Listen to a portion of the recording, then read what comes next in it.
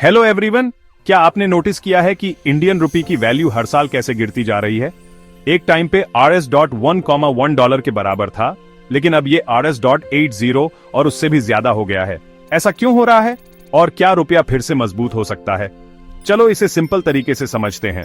सबसे पहले रुपी की वैल्यू कैसे तय होती है।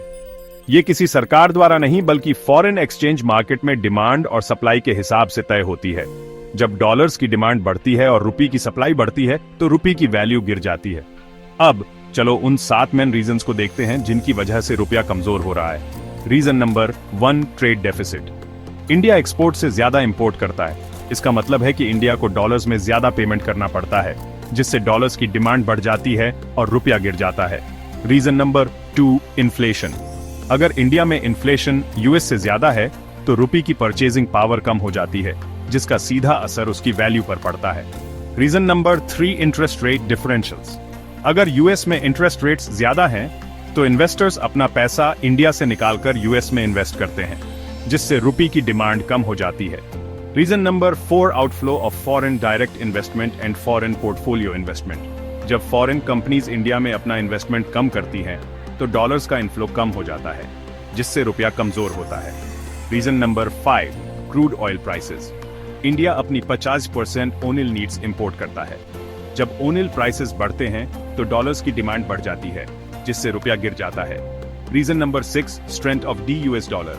एक strong US economy global investments को डॉलर्स में अट्रैक्ट करती है, जिससे डॉलर की वैल्यू बढ़ती है और दूसरे करेंसीज जिनमें रुपया भी शामिल है कमजोर होते हैं।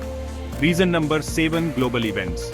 Wars, recessions, Russia Ukraine crisis, pandemics, ये सभी इवेंट्स अनसर्टेनिटी पैदा करते हैं। लोग सेफ्टी के लिए डॉलर की तरफ भागते हैं, जिससे रुपया कमजोर हो जाता है। अब क्या रुपया फिर से मजबूत हो सकता है? जवाब है हाँ, लेकिन कई चीजें होने की जरूरत है। पहले इंडिया को अपने एक्सपोर्ट्स बढ़ाने की जरूरत है। दूसरे, ज्यादा फॉरेन इन्वेस्टमेंट्स अट्रैक्ट करने की जरूरत है।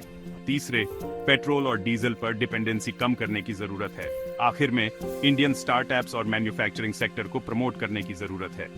तो क्या रुपया और कमजोर होगा?